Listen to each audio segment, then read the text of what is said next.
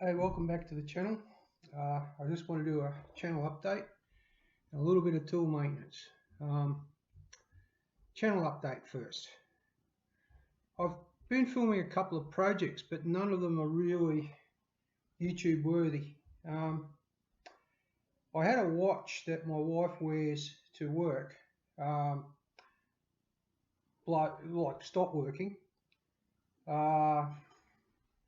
Wonderfully, she likes the look of my work watch, so she wears my watch to work now, and her watch got given to me to find a new battery for. It took 4 months for the new battery to come in. It came in. I took the back off the watch, put the battery in. It worked for about a half a second. Tick, tick, tick. Well, 3 ticks of the second hand. Stopped. I'm like, what the hell? I fiddled with the winder and I noted that it wasn't engaging. I think what's going on is the bottom of the winder shaft has somehow snapped off in the hole. Because no matter how far I push that thing, pull that thing, all it does is move the hours and set the hour hands around. Doesn't move the date, doesn't move any of the other things. So I think that winder shaft is stuffed, and that's the problem with the watch, not the battery. Beyond my ability to repair, I can probably do it, but I'd have to find the shaft, I'd have to pull that all apart, get the microscope out and get into it. It might make a good video for someone to do, but seriously, it's a cheap watch and it's not worth the time it would take to repair it. It's a throwaway, and my wife is really happy with my watch, so happy wife, happy life. Leave her alone, don't tell her. Just tell her the watch is busted, which I actually did, and she said, "I'll just throw it in the bin. I'm happy with this one." So she's got my watch. So yeah, that's the end of that. I think job done. Throw that one into the recycling pile or parts pile. It's a parts watch, and it's up there in the spare parts box in a bag with all its bits and pieces and the new battery, which is pretty rare.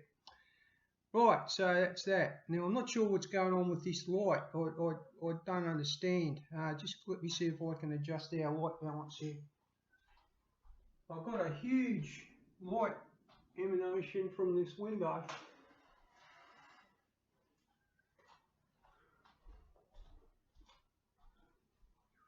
I don't know if that's made it better or worse. The light balance is all wrong on the computer.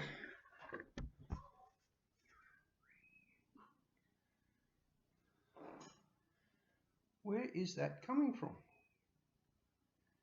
Have I blown up my camera? Is that what's going on? I don't know what's going on with this. Is the camera on? I'm going to stop this. Alright, so we're going to go for take 2. I've got a light balance problem going on, as you can see. I don't know, it's just come on suddenly. It's because someone's had a little fiddle with blinds and someone's done something over there.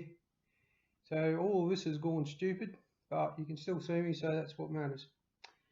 So let's put up with that and go for it.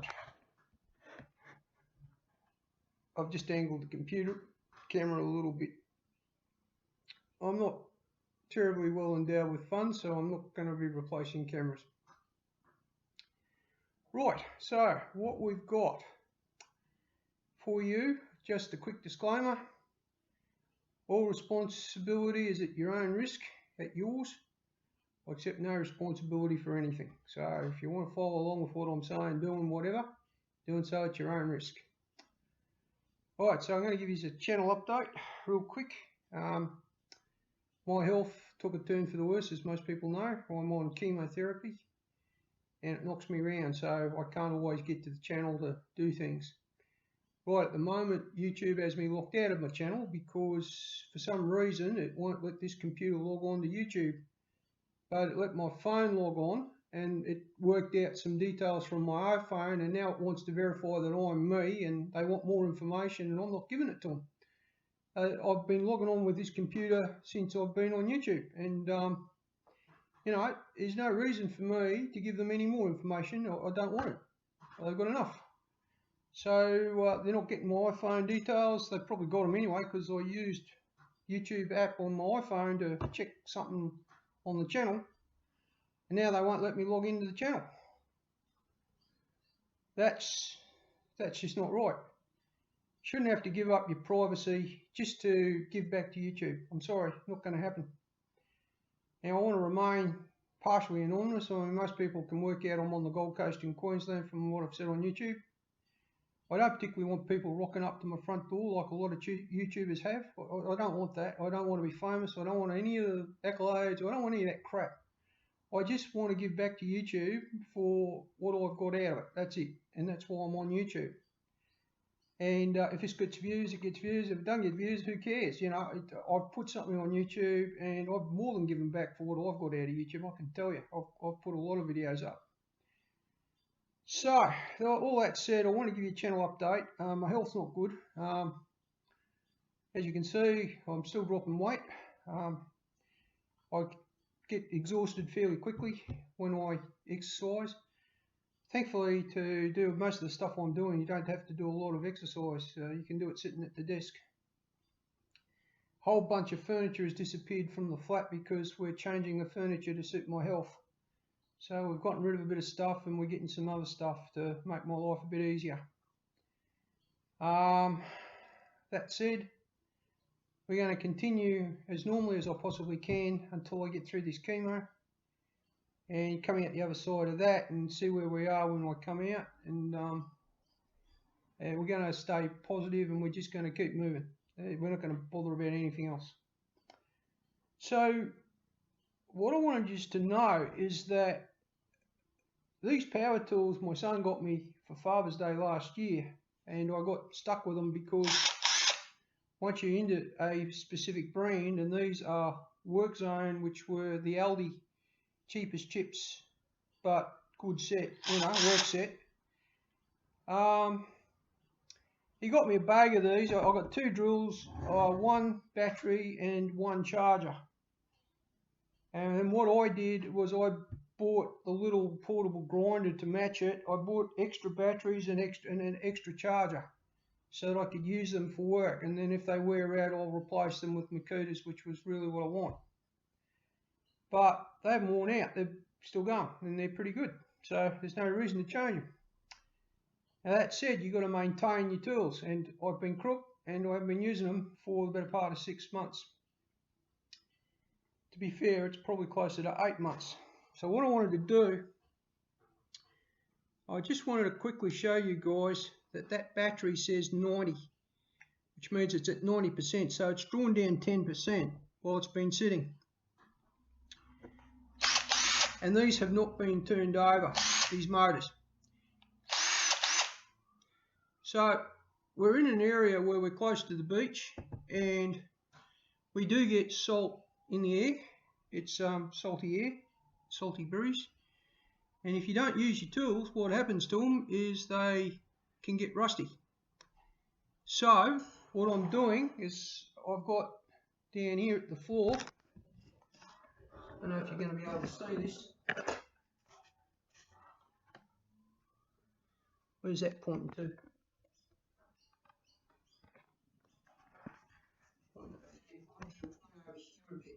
I've got the power packs that I bought plugged in, and both those batteries were 86% on charge.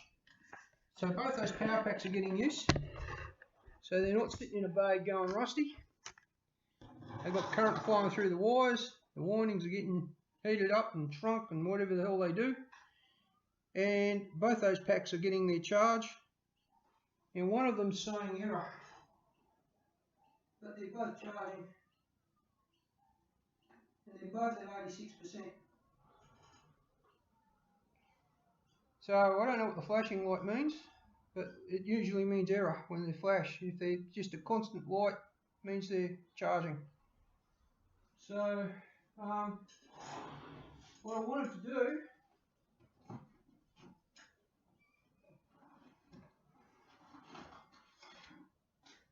without going overboard was get each of these tools out. This is the one I bought. This was this little grinder that I needed. And I kept it the same as the others, so I just went and bought the cheap one. come in its own bag. It came with another charger and a battery. So I got an extra charger and battery out of it. I think that's how I got the 2 chargers. I might have just got this, I don't know. I can't remember. I know I bought extra batteries. I think I bought the extra charger as well. I just want to turn the tool over. Now this isn't safe, I haven't got any protective gear on, but I'm just using it in mid-air just to turn the motors over. I'm just giving a hit. Right, that's done. Now that can all get put away. And I've got one more to go. I've got a drill, which is over here somewhere.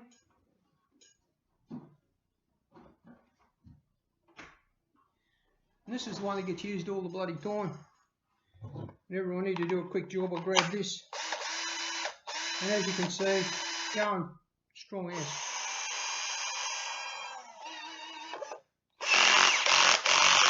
Make sure you use the torque.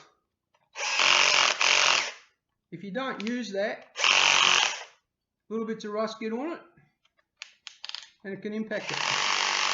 So you want to make sure you're using that.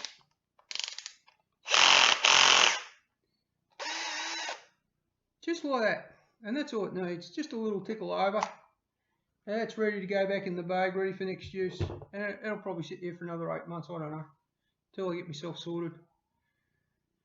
But we've got 3, we've got a impact wrench, we've got a drill, and we've got a little grinder, sander thing there.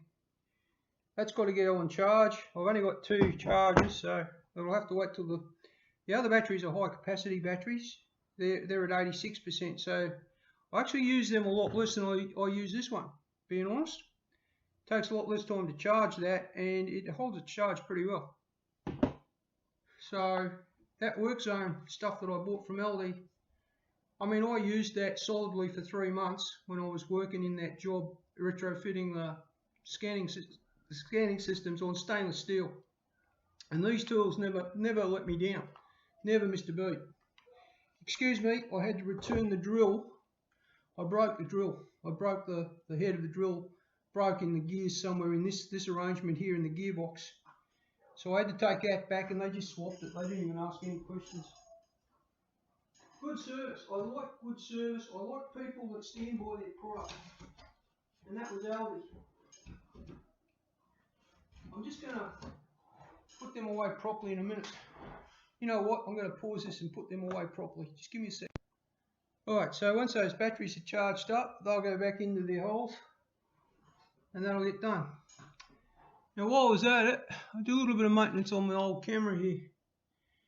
And all I've done really is give it a bit of a clean. Cleaned up this screen. It was covered in marks and grime, and I just keep using this little camera. It's a great little camera.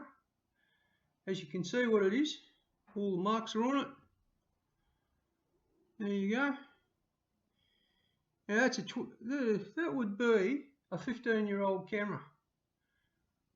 And I'm not kidding, that's 15 years old. Now I just took, I'm recording.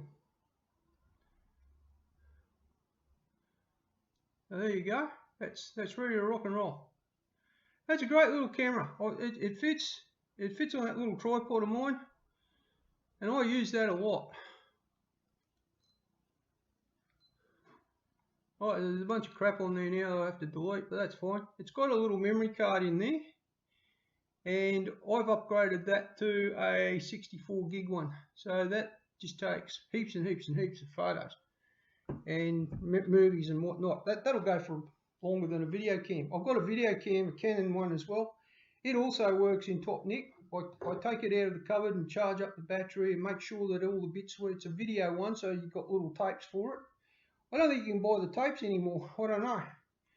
But the camera bit works fine. It's got a digital card in it, and I can put, I think I've got an 8 gig in it. It works fine, and it's better quality video than that one. But it's more bulky. It's like it's a handy cam thing. So I use that one. Now, what else? I want to talk to you about Zoomy. Zumi got hit in the car park again. It just annoys the living crap out of me when you park your motorbike in a motorbike car park and you come back and instead of your mirrors being like that, one of them's like this, you know, and you know someone's given it a freaking whack, you know, he's had a whack. And I looked at the side wall of the tyre, it's a chunk missing out of the side wall of the front tyre. And I'm like, oh, well, that's no good. Plus the back tyre is a little bit flat. And I'm like, well, you know what? Let's get him sorted. So I took him up to Brad, who's my motorbike guy. Now Brad is what's his company called? He's called the Scooter Guy, and he's up on Bailey Crescent, up near he's at Ashmore, up on Bailey Crescent, and you can't go past him if you've got a scooter and you want it repaired, or if you need parts, or if you need anything to do with scooters, go see him, because like if you want to buy one, he's got second-hand scooters there for sale, and he'll look after you. You know, he's a good bloke, and he's doing it a bit tough with COVID, and because people can't get out and about and whatnot. There's no backpacker trade for him. There's no nothing. All that's died off for him. So he needs the repair work basically. So now's the time to get your scooter repaired. Rip up and see him because he's waiting for your call. He needs the work. So I got him to service the bike and put some tyres on it and fix whatever he could and paid him. And he did a bloody brilliant. Zumi is looking like $1 million. He fixed up the indicators. He fixed up the things, the bits and the bobs. Now talking about indicators, I bought some LED bulbs for changing them to LED, and unfortunately they don't power up in the bulb holders. And I think that's because they're made for cars, not motorbikes, A. So the rating on them might be a bit strong for the bike. But B, I think Zumi's wiring is a little bit old and tatty, and perhaps we're not getting all the voltage we need up there to run an LED. So we're going to have a look at that one day. We're going to pull that apart. Now on the right hand side, I did a repair of the lens because they cost 60 odd bucks to get in from Italy. I haven't got, and you can't get them anyway because the bike is so old and so rare. So you can't get just any lens to fit it. Now I can 3D print the lenses. That's an option. I can do that. And you know what? Zumi deserves the best. I'd probably spend the 60 bucks one day and get proper the lenses in. But for the moment, I've repaired the lens that's there, and the wiring's a bit dodgy because it's held in with bits of bloody glue and a couple of cable ties just to make it work, and it's working just fine. It hasn't let me down. So I'm going to keep it the way it is. If it ain't broke, don't fix it sort of rule. The bike's been serviced. It's running beautifully. It's running so smooth. It's beautiful. And I'm taking him for rides pretty much every second or third day as the health permits. So this afternoon we're going to jump on the motorbike. It's looking a bit overcast out there, but we've got a couple of chores to do. And I said to Leonie, let's jump on the motorbike, and we'll do that instead of taking the car. And we're going to run around on the motorbike this afternoon. So that's a thing. And you may have noticed I'm starting to lose my hair. Little chunks of it have fallen out along here. It's going to fall out at some point. Just get used to it. I don't give a shit. Righto, so that's channel update done. We're going to continue with the tool maintenance. I've got a few things that I want to clean and service. I want to make sure that all the batteries are fresh in my meters. So I'm going to change out all of the alkaline batteries. They only take alkaline batteries. If you put rechargeables in them, they start to give you false readings because the rechargeables seem to either give the unit too much power or play up. So I only just put alkalines in it, and I recycle all of my batteries through my battery guy, and that's Peter. Now he's doing it tough. He's down at Pacific Avenue. He's just around the corner from the Shell garage at Miami on Pacific Avenue. You need any kind of a battery or solar gear or anything to do with electrical, remote power, electric bikes, you name it, go see him, because he's just started the business there. He's moved it from somewhere else where he was doing it tough, and he's tried a new, and then COVID hit him, and you know it's just not fair to small business people, this thing. So you need a battery, go see the Big Little Battery Shop, and he's got the biglittlebatteryshop.com. So I think it might be .au, I'm not sure, just double check that. I'm sure I plugged in before, I'll put a link in the description. So I know Brad doesn't have a website, he's a bit old school, he doesn't believe in the internet. Right, so that's it. Now if I can post this up to YouTube, I will. It's a 20-minute long video. You're up to date with me. The NGEM project is at this point here where I've reprogrammed this chip. I've got some unit testing to do, and I'm building a unit testing device on my soldering station, and that's been videoed, but that's not for public release because it's all my private and intellectual property. So I don't want that up on YouTube. One day I might put it all up and release it, but right now I want to maintain a competitive advantage with the NGEM, and I've done some really smart stuff to it. I really have. I've done a lot of work to it, and at the moment it's all unpaid work because I can't get parts. You know, if I can get the parts to make them, I can at least get them out on the internet and start selling them, and that's nyclomanufacturing.com. Shameless plug for me and my company. I hope to grow that up into a business operating here on the Gold Coast, where I'm employing disabled people and recycling waste. It's a recycling of waste into usable product. I've got a couple of products that I've designed. I've started with the NGEM, and until I get that up and running, I'm not going on to the next one. It's a process. Gee, that's hand of mine reflecting the light like that. It's fixing the light balance on the camera. Oh yeah, who knows? Who knows how cameras work? I don't. I'm not an expert photographer. So what I'm saying to you is this. Support local businesses, small businesses. Don't just go to the supermarket. Go to your butcher. Go to your deli. Go to your cafe, like, and order takeout if you can. Just do whatever you can do to keep these local businesses, because they're the backbone of our society, and they're all doing it tough. Every single freaking one of them is doing it tough. And we got told we're in a recession. Well, who didn't know that? We're in a forced recession. We're in a global pandemic. And if you don't believe it, you know, you're an idiot. There's no other way to say that nice. We're in a global pandemic, and here we're a bit lucky in Queensland. We've only got a few cases, and we're pretty well protected by the measures that have been taken to close our borders to tourism and everything else. So the tourist industry, which is, you know, what we need here on the Gold Coast to survive, it's been closed down, and the local tourism it's pretty good, but it's nowhere near what the international tourism is. So there's no dollars coming into this area, and as a result, well, every local business is struggling, every single one of them. And they're not gonna survive if local people don't get out and support them. Right. So next up, me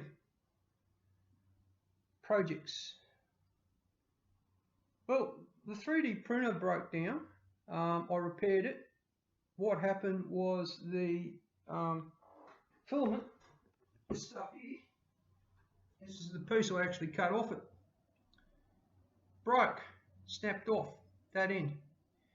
And when it snapped off, it wound around the feeder and jammed it. So the feeder was jammed, so the printer shut down. It just shut down. And I'm like, well, what's going on? I've got no, X and Y were working and Z was working. I could control, but as soon as I tried to control the feeder, nothing happened. Everything just shut down. And I was like, well, hang on, what's going on? And so I pulled the whole bloody lot apart, as you do, and I looked in there, and there was this big gooey mess, just a mess. And it was all around the winder unit. The feeder unit's basically a cog. It's a gear with its cogs exposed, which grab onto the filament and push. So as it comes in, it pushes it down into the extruder like that. Now, as you can see, this one's curled up because it comes in a roll, so it's got a natural curl, so it feeds in from that way, but it's fed straight into the extruder. And the extruder heats it and melts it and deposits it on your job. Now the problem was, until I cut it at an angle like that, put a bloody tip on it, I couldn't get that, no matter what I tried, pulled it apart a couple of times, whatever, couldn't get it into the extruder. It wasn't until I put a tip on it like that and fed it that the feeder actually, it forced its way through the melted stuff, grabbed all the little bits of it and come out the bottom as melted crap, but it dragged all of the crap with it through the extruder and out, so it cleaned it.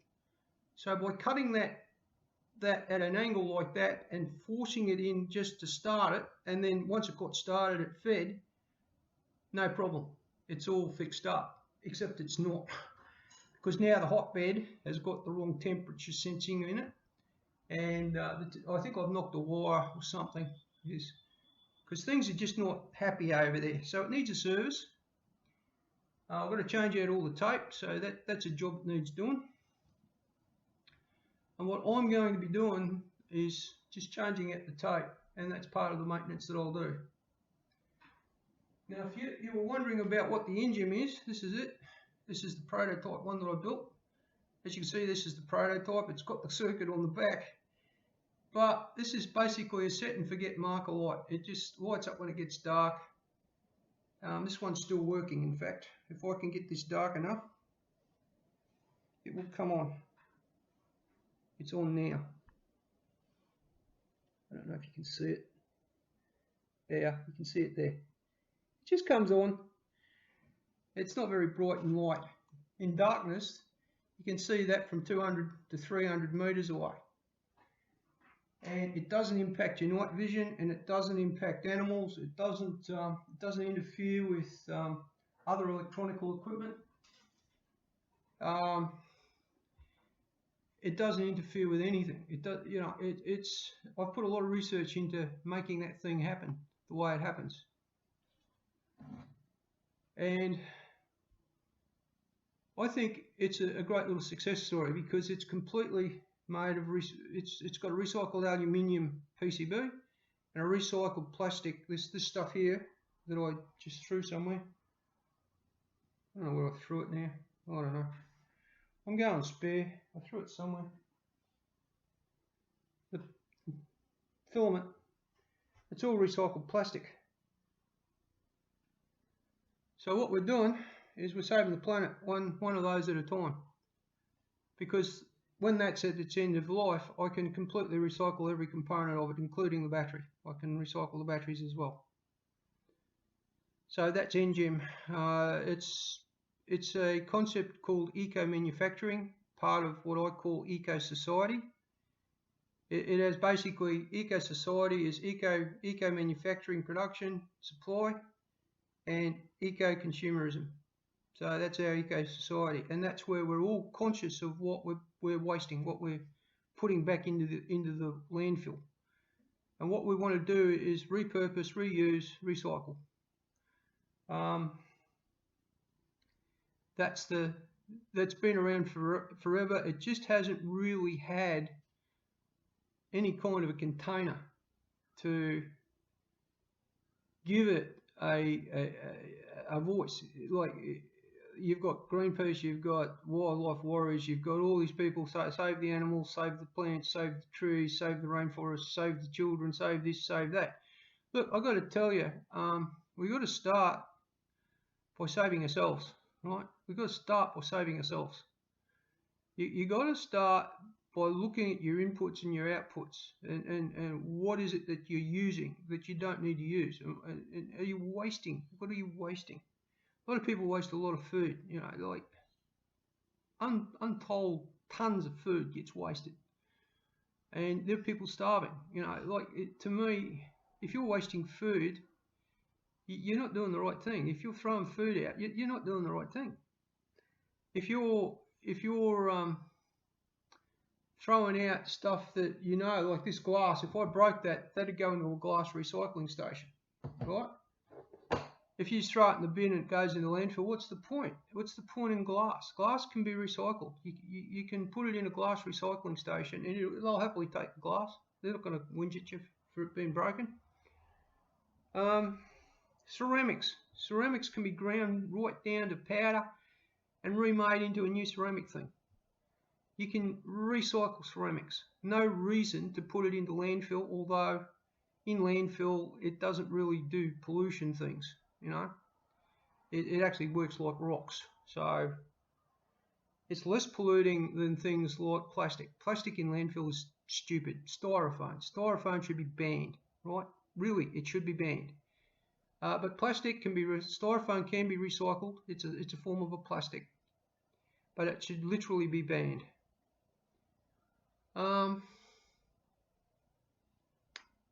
What else?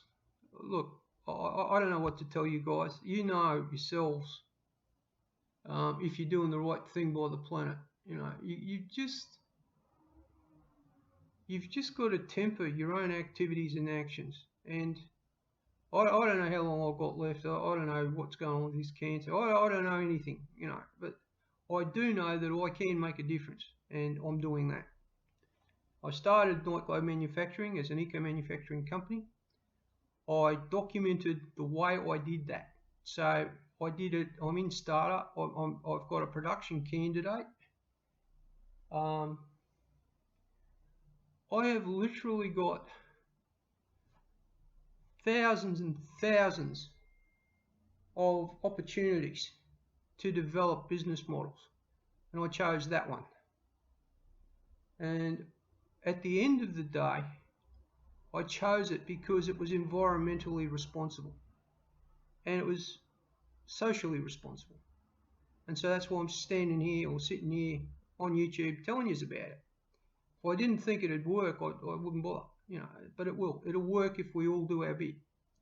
And that's the key to it. We all got to do our bit. When I see some bloke going down the street and he unwraps a lolly and he just chucks the wrapper on the ground, I get up him.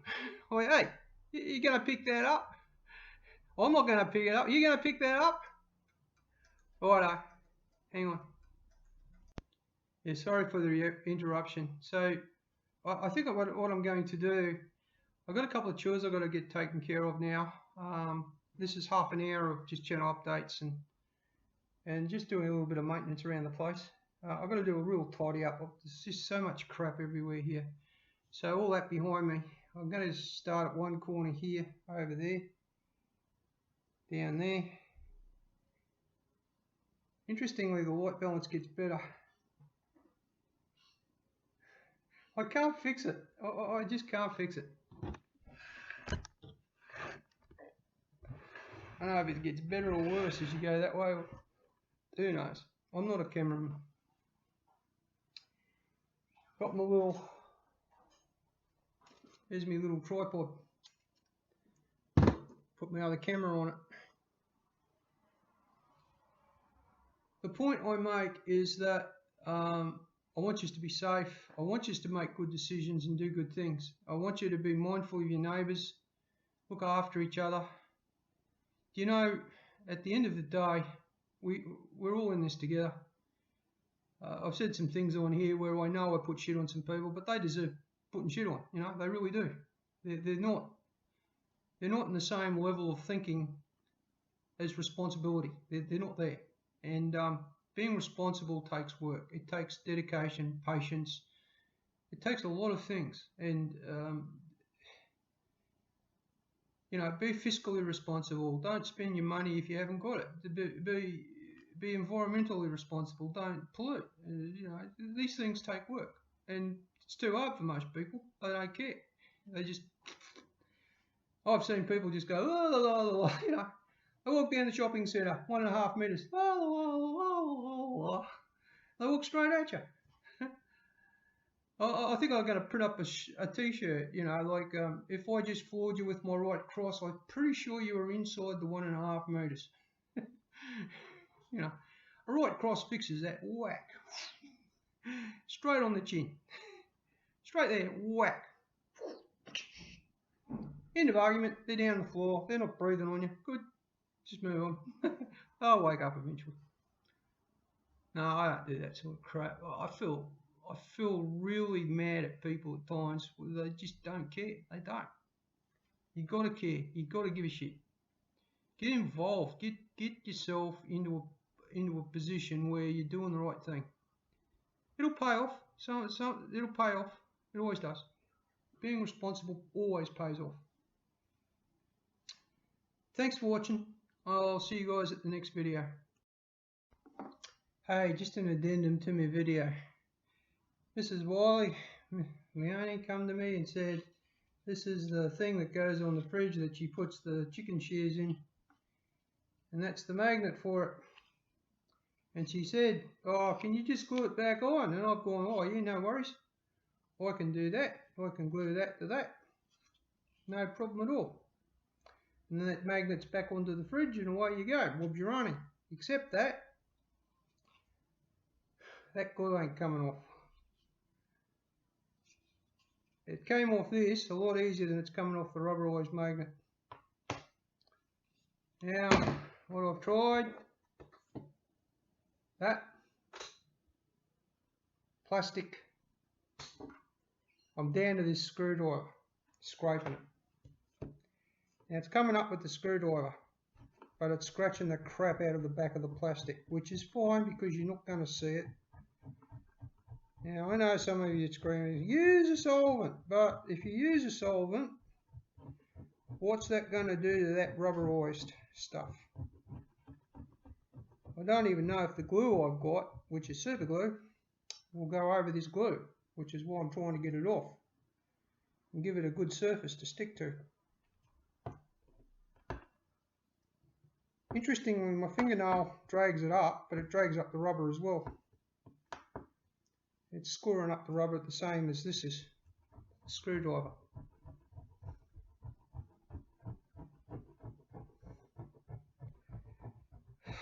I don't know. This was a simple job. Just grab some glue, slap it on the back of that, put it on the fridge. Yeah, not so simple. If you can get to an edge, you can lift the glue with your fingernail and peel it. And it's important that those edges, you get all that glue off, because that will cause it to lift again.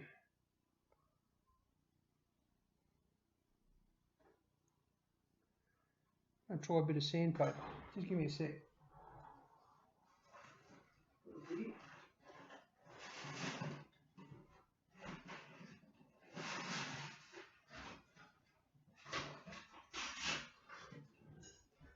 Just going to try a bit of sandpaper.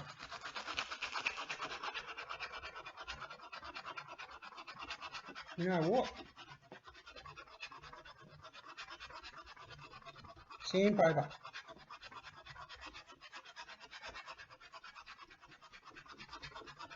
Just sand through the glue layer. There you go, that's what it's doing. Not clogging up the sandpaper.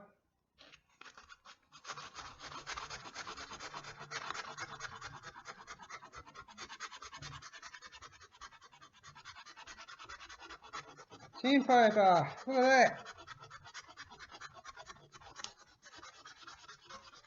It even goes over that edge. Look at that. Took it out of the edge. Making an awful mess of my tail. Yes, I'm getting bits of rubber. Who cares?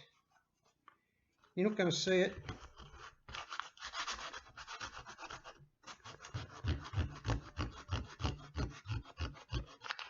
I'm going around that edge.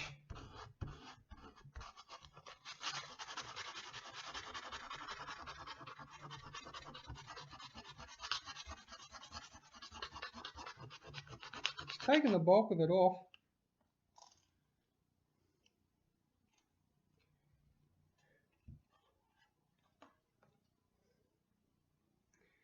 Way better than what it was.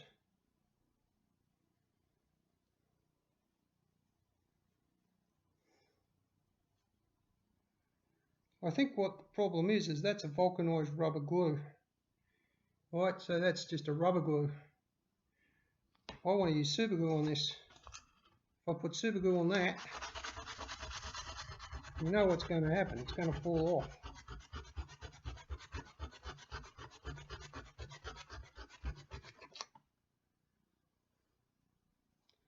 That's taken the bulk of it off, so I'm going to keep going with the sandpaper.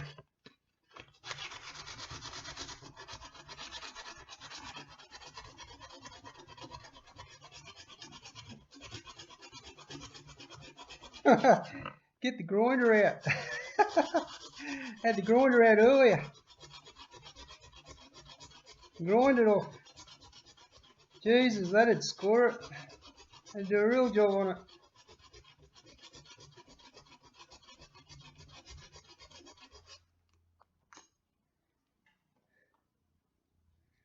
Cool, the rubbish that's getting on this side. It's collecting a lot of rubbish. You know what, that's not going to do a bad job. It's going to get most of it. It's making a mess. I'll have to get something and clean that.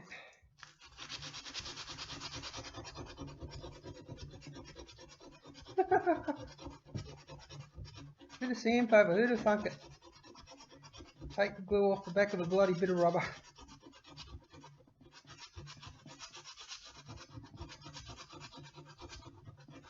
I can just get the rough stuff off, get it down to a smooth surface, which is what the sandpaper's doing. That's 80 grit, by the way. It's just 80 grit sandpaper. It's nothing special. It was in a cheap bin at one of the hardware shops, so that's what I got. You can see that's coming off. Of course it's sticking to it. I'll have to clean it off a bit.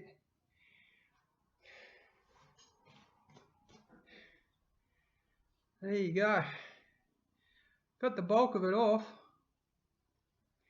I'm not really a dedicated follower of fashion in this job. This was supposed to be a quick job. All these rough surfaces, they really do need to disappear.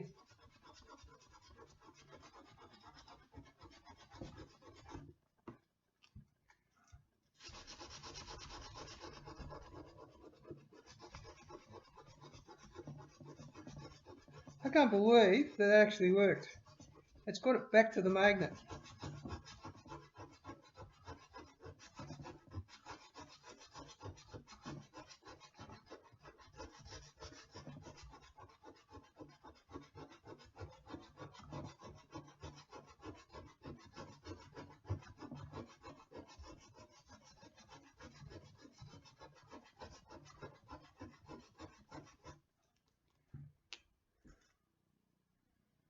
Whew. I'm wearing out.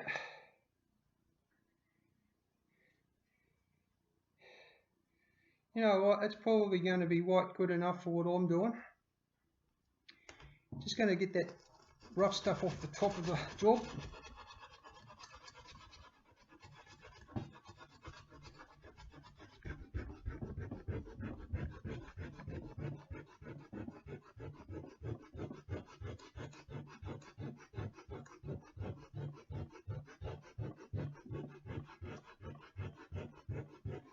Rubbing against the grain of the job. Got it off that edge. Oh, it's probably good enough. Hey, it's probably good enough for what I'm doing. I'm too buggered to do any more anyway. That's what I'm telling myself. And take that and wash it.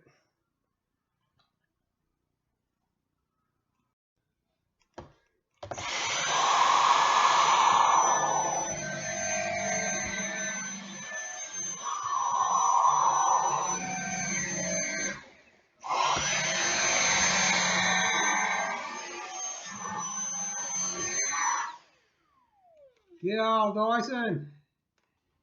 Cleans up the job site. Even going on the floor, right? You need to get on the floor. There you go. Can't complain about that. There's nothing left of it. Yeah, I told ya. Super glue.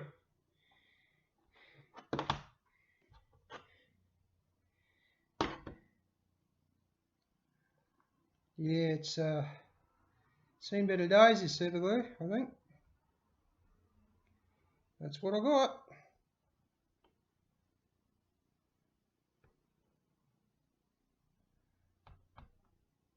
If that comes off, I don't know what I can do. But I can't. So below, on the back of the thing. Oops, she's driven. She's driven. I'll do one of two things. It'll either stick the magnet back to this, or it'll stick this to the fridge. I'm just going to get that bit that dropped on the table. Going to wipe around that edge with a bit of tissue paper. Good news, everybody, the super glue is sticking. Whoops.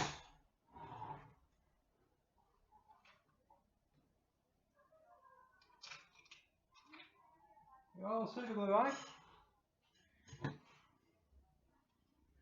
Sets in a couple of seconds. I don't think that's going to move. And give that back to her, say job done. Job done, little job. A little bit more difficult than I thought to remove that old glue, but 80 grit sandpaper, job done. I'll use that for something else later. Alright, thanks for watching. Good decisions, good things, be kind to one another, keep on swinging. I'll see you at the next video. Another quick addendum. What fixed the light balance problem was one of those. Lens was filthy on the PC cam. That's what she was. So I got rid of the problem with a hanky. As you can see, it's now working great. Alright, well once again, thanks for watching. Good decisions, good things. Me trying to throw up. Good decisions, good things. Look after each other out there, and I'll see you at the next video. Final addendum, I promise. YouTube has seen the light. They sent me a code. I put it in. I'm back on the channel. So no more information required. I probably was doing, be honest, probably my fault. I was probably logging it in wrong, doing something wrong, who knows. But I wasn't about to tell them information from my iPhone and link my iPhone to the computer to tell them more information about me. You shouldn't need to do any of that.